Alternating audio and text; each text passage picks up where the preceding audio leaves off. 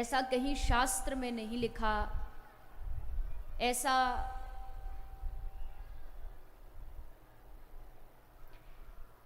किसी विद्वत महापुरुष के द्वारा नहीं कहा गया। लेकिन कुछ लोग जिनको ना शास्त्र का ज्ञान है, ना पढ़ते हैं, न किसी महापुरुष की वाणी सुनते हैं, वो साधारण लोग कहते हैं कि साधारण जनमानस को महाभारत ना घर में रखनी चाहिए और ना महाभारत पढ़नी चाहिए।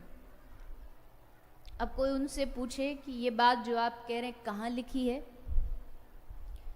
तो उनके पास कोई देने को उत्तर नहीं होता, क्योंकि मन मर्जी का काम हम लोग करते हैं। इसने उससे कहा, उसने उससे कहा, बिना जाने, बिना पढ़े, बिना ग्रंथ में ढूंढे, बस ऐसे ही हम उस चीज को मान लेते हैं, जबकि ये सर्वथा गलत है। महापुरुष कहते हैं, अरे महाभारत एक ऐसी अद्भुत रचना है, एक ऐसा ग्रंथ है कि जो महाभारत कथा को समझ ले, जो महाभारत का पाठ अध्ययन कर ले, उसके जीवन में कभी हार हो ही नहीं सकती। उसको हमेशा जीत ही जीत मिलेगी, क्योंकि श्री कृष्ण ने जो कहा, पांडवों ने उसका अनुसरण किया और उनको विजय मिली। कई कहते नहीं नहीं, महाभारत घर में रखते हैं तो महाभारत घर में रखने से घर में झगड़ा हो जाता है। महाभारत इतना विशाल ग्रंथ है कि एक एक श्लोक भी अगर आप महाभारत का पढ़ेंगे तो 7 साल लग जाएंगे। अब 7 साल के बीच में क्या आपके घर में कोई झगड़ा नहीं होगा? हो सकता है ना। और अगर वो झगड़ा हो जाए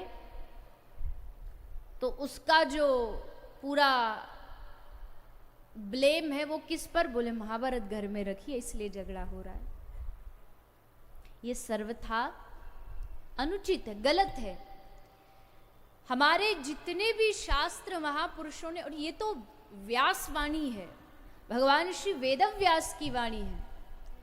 भगवान श्री वेदव्यास ने जो लिखा है उससे आपके घर में आपदा आ जाए, विपत्ति आ जाए, ऐसा तो हो ही नहीं सकता। अपितु जितनी विपत्ति आपके जीवन में है उसको समझ के, पढ़ के सब आपके जीवन से दूर चली जाएगी। इसलिए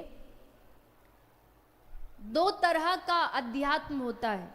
एक होता है मन माना अध्यात्म, जो आजकल के ज्यादा लोग करते हैं। जो मन ने कहा सो कर लिया, जो पड़ोसियों ने कहा सो कर लिया।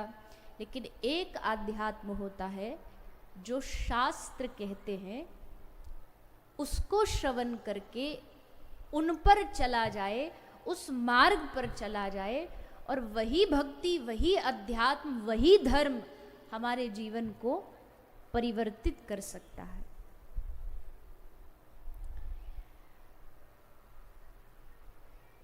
महाभारत के प्रसंग के माध्यम से सुनाया गया कैसे 5 पांडवों ने अपना जीवन श्री कृष्ण के चरणों में समर्पित करके, समर्पण भाव अपने हृदय में जागृत करके भगवान की प्राप्ति कर ली।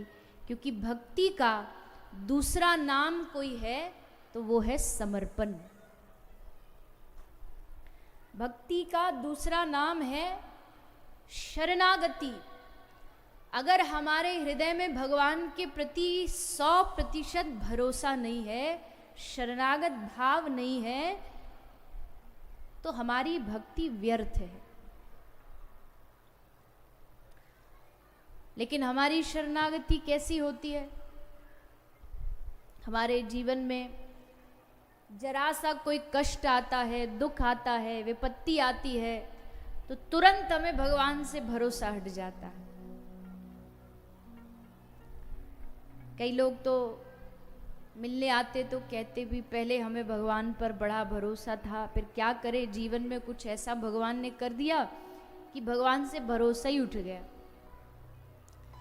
अरे तुझे भगवान पे कभी भरोसा ही नहीं था, क्योंकि जिसको एक बार भगवान पर भरोसा बैठ जाए वो न मिट सकता है, न कोई उसको दुनिया में हिला सकता है। कितनी भी कोई प्रयास करे, कोई कितना भी आपके विश्वास को दबाने का, आपसे दूर करने का प्रयास करे, लेकिन जिसको एक बार भगवान के चरणों पर भरोसा हो गया, आप लाख कोशिश करो। हमारा भरोसा क्यों उठता है भगवान से जानते हैं? क्योंकि हमारी भक्ति स्वार्थ की भक्ति है। जब तक हमारे मन मर्जी का काम होता रहे तब तक तो हम कहते वाह वाह वाह, बिहारी जी की बड़ी कृपा है हम पे, ठाकुर जी की बड़ी कृपा। और जैसे मन मर्जी का काम होना बंद हुआ तो क्या हुआ? बोले अब भगवान की कृपा नहीं है। क्यों नहीं है भगवान की कृपा? जब तक जीव स्वार्थ की भक्ति करेगा, जब तक भक्ति निस्वार्थ नहीं होगी कि जाही विधि राखे राम ताही विधि रही, जब तक ये लाइन दिल में बैठ नहीं जाएगी ना, तब तक भरोसा ऐसे ही वो बंदर जैसे एक डाल पर फिर इससे दूसरी डाल पर ऐसे उछलता रहता, भागता रहता, वैसे ही हमारा मन भी ऐसे ही भागता रहता। आज इस भगवान के पास चले गए, कल दूसरा बार आया तो दूसरे बार को दूसरे भगवान के पास चले गए।